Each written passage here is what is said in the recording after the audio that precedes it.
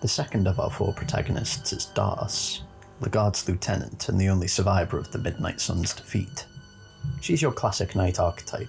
She's tough and strong, and the best overall starting character stat-wise, especially for starter players who are still trying to parse out the mechanics of the game.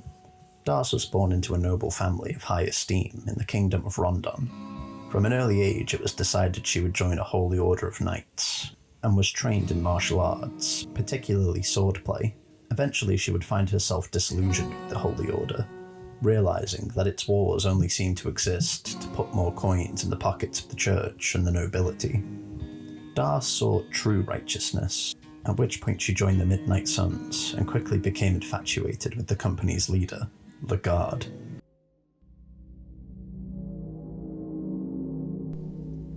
They believe you're the one from the prophecies. Those ancient texts are but child's wordplay. Of course, that doesn't mean that I shouldn't use them to my advantage. But really, many things are scarily accurate in the prophecy. It talks about the fair-haired man and the one who rivals gods in both power and beauty. Ha! I thought all the older gods were ugly as hell. Don't tell me you buy that stuff too. Nulvan of the new gods is supposedly beautiful. Just as the tormented one used to be, the texts also speak he who unites the warring states, not by the power of the golden staff, but by the power of a dozen pitchforks. Well, all the kings hate me at this point, so that one line I can agree with. I will strive to unify these lands, be it in the prophecies or not, no matter the cost.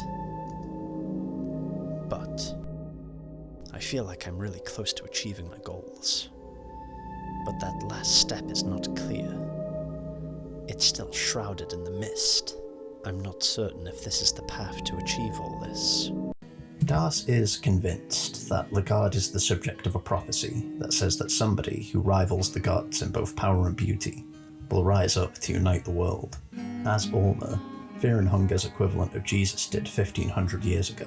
Keep in mind, this is what some of the gods look like, so I'm pretty sure that anybody could fit the beauty part of the bill. Regardless, Lagarde attacks Oldegard and begins his campaign to unite the world. He's not as fanatically devoted to the prophecy as Darce, though he does like the idea of uniting the world. Eventually Lagarde is attacked by the kingdom of Rondon.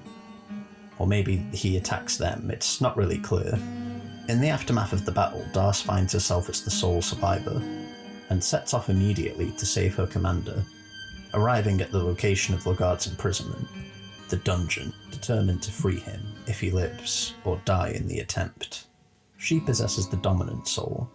Francois, the leader of the Fellowship, shares the same soul, and he's an incredibly powerful, if unbearably arrogant opponent to contend with. Darce, in contrast, is subservient, especially to the Guard. If not for the Guard, who knows what the ceiling of her potential could be? The trusted knight, the prophesized one. She seems awfully dim, standing next to the blinding shimmer of the One. But it might be wrong to misjudge her potential. Throughout the dungeon, you encounter the other characters you didn't play as. In Darce's only solo scene, we stumble across her in the Cave Dwellers village, wherein one of its inhabitants is attempting to bash her brains in with a rock. Oh, thank goodness. Do you know what they did to me? I cannot talk about it, no. Thank you for your help, for 1,000 times. Without you, I'd be dead by now. I found this underground village, full of those things. They live in savage ways. They are but a pack of heretics. When I got to see one of their primitive rituals, I had to step in. I cut down a couple of them and they chased me here. What gods do you serve? I serve Orma as my primary god.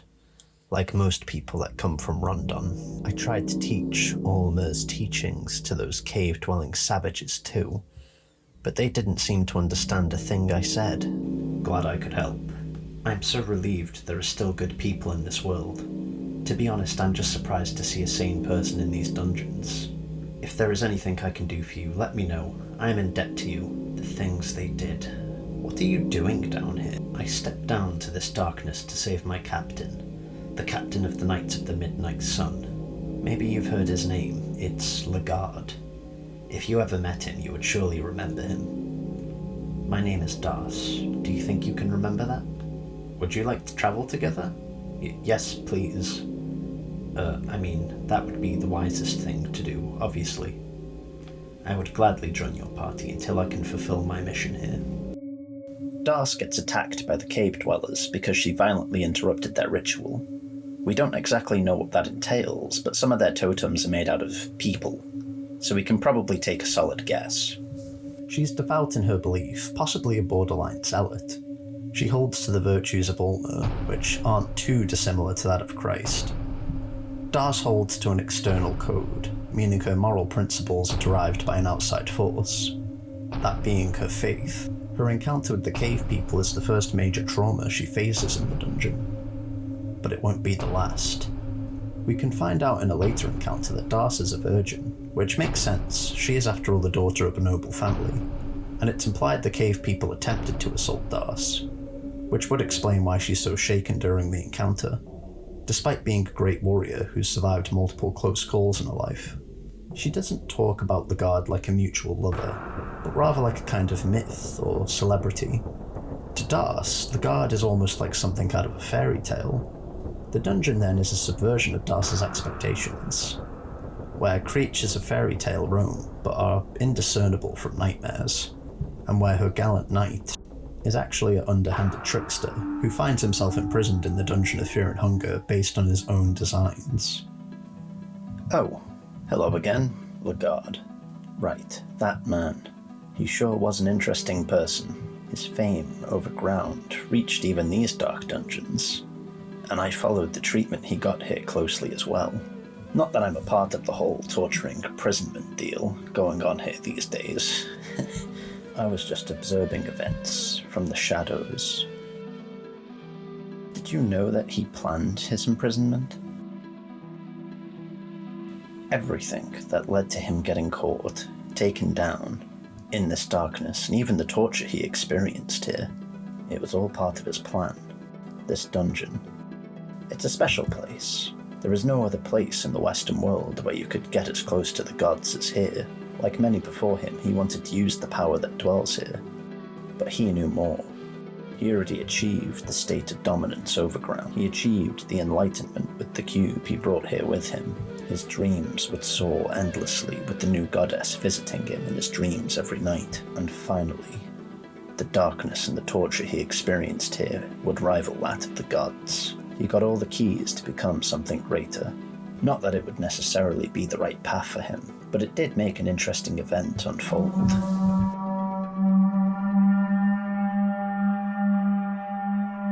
So in Das's hard mode quest, she enters the dungeon, hell-bent on retrieving Lagarde. She travels down, arriving at the 7th level cells. Das finds Lagarde dead, and doesn't take it well. You feel a terrible sensation inside you. This was the man you loved, now gutted like a pig. You are trembling. But this is the reality you have to accept. In her quest, she delves into Mahabre and stumbles across obscure, ancient knowledge that alludes to the idea of returning the dead to life. There's a journal of a long-lost prisoner here. All I wanted was to resurrect her. I loved her so. But now I am a prisoner here, waiting for my miserable end.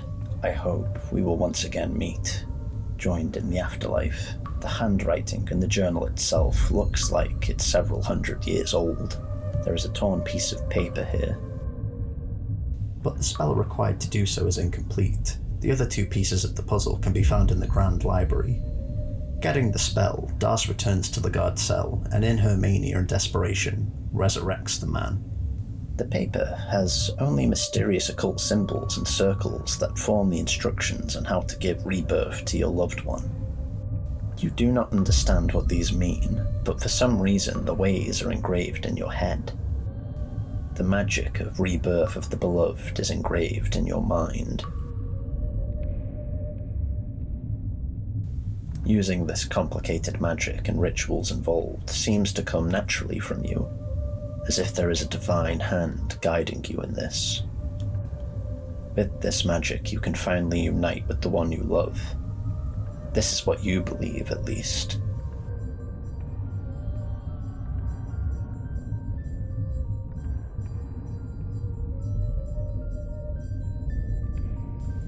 I breathe.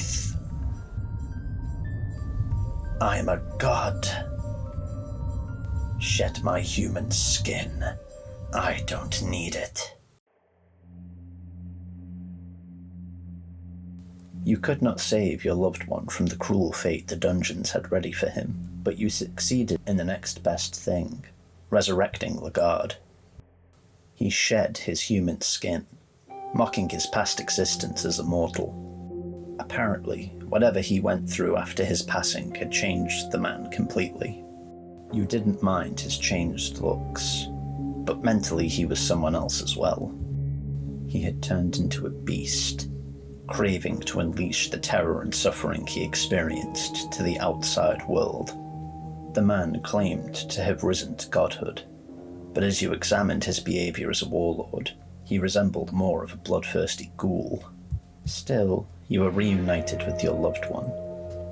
That was all that mattered to you. Maybe with his new crude looks and way of thinking, he could finally be just yours completely.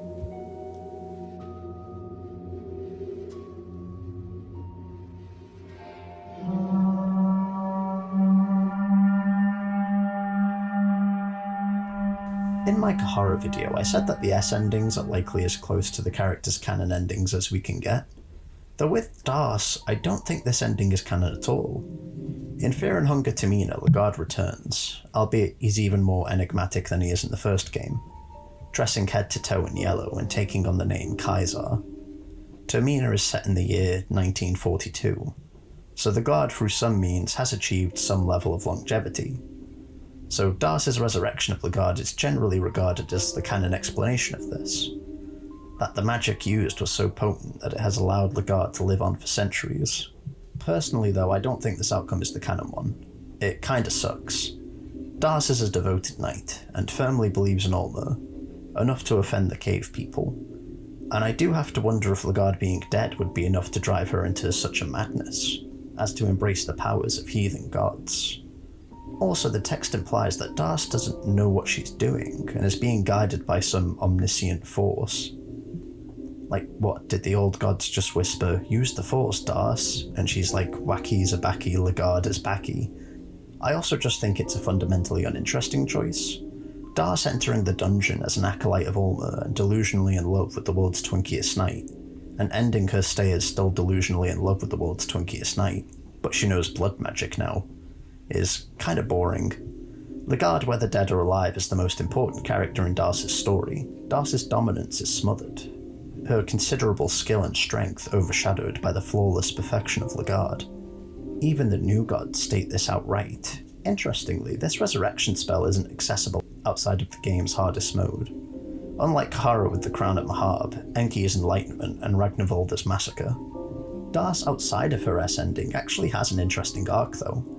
If instead of doing her hard mode quest, you recruit Das into your party and sit on the throne of Mahabre, you'll find Das in the void. After all your adventures and close calls, Das seems to have a moment of clarity.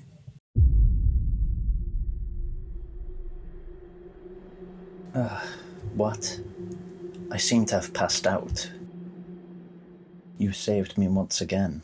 I'm once again the damsel in distress. What am I doing wrong? I've given my all to rise above such petty roles, but every time fate mocks me yet again. I've tried to stick to my beliefs and high morals for all this nightmare, but what for? If that's what it takes, I'll embrace the darkness. Nothing matters to me anymore but survival. I'll play the game with its rules. Don't let the dungeons get to you. They have had their way with me already. I don't care anymore. Let's go. In this version of events, Das loses her innocence. If not in the literal sense, I hope not in the literal sense, then in a metaphorical sense. Everything she believed in has completely shattered.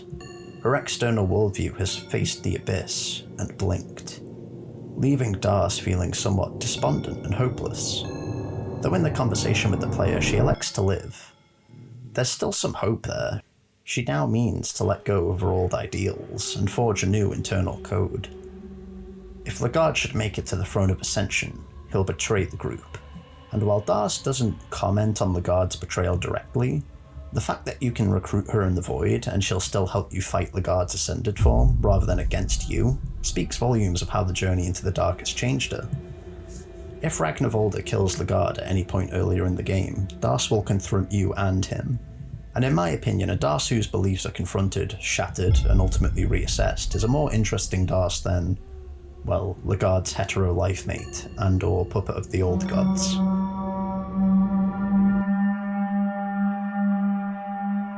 So what is Das's ultimate fate? Well, let's start with what we know for certain before we get into the speculation.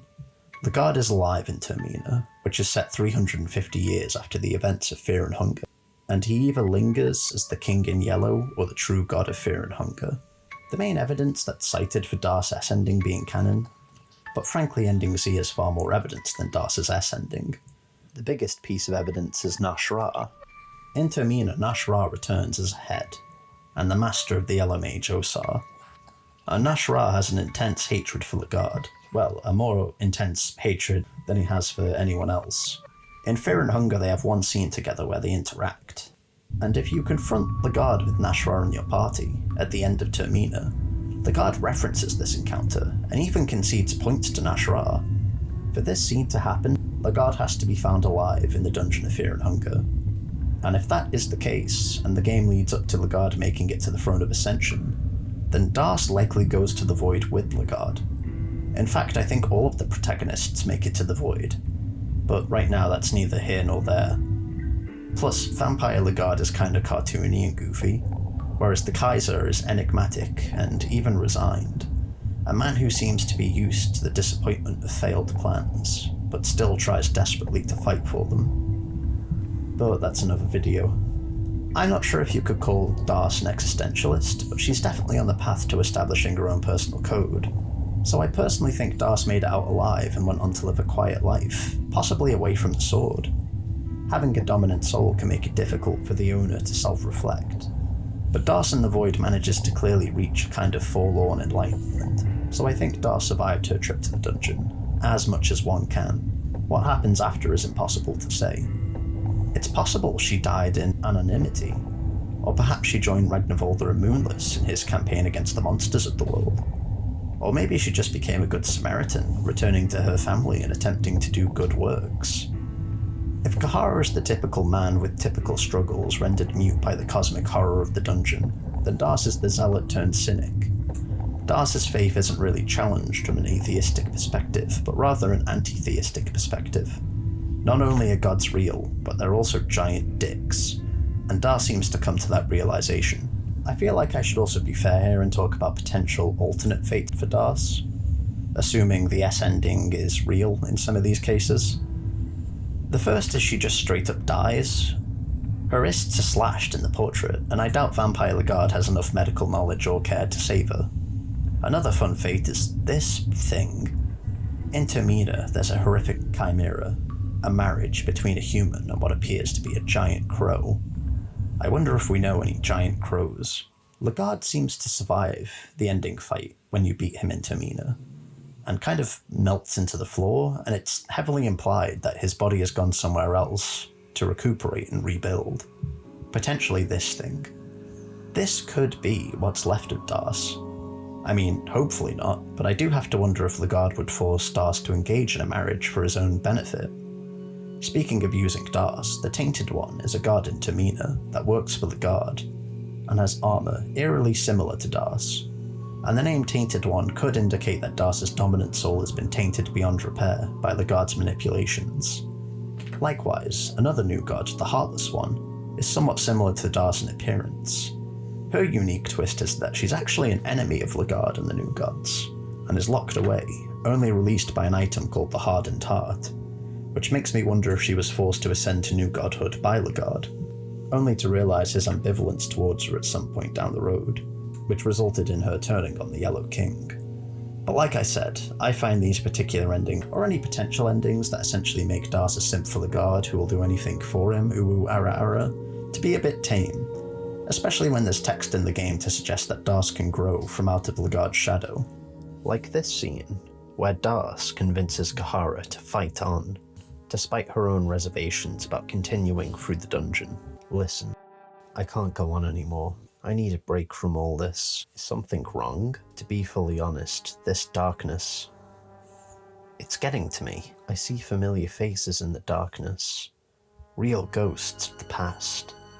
I know they couldn't possibly be there, but still, their voices are calling me. They are saying I belong here. You're losing your mind. Get a grip. No shit. I know it's not real, but that doesn't exclude the fact that I really need to sit down for a while. What I don't need is someone bossing me around. Kahara. We need your sword. Don't give in to fear. I can tell your life hasn't been the easiest. You haven't given in to the fear before. Why start now? Gee. You're really going for my weakness. I can't say no to pretty eyes now, can I? Fine, dollface. Let's try this one more time. And call me an optimist, but I for one just hope she does.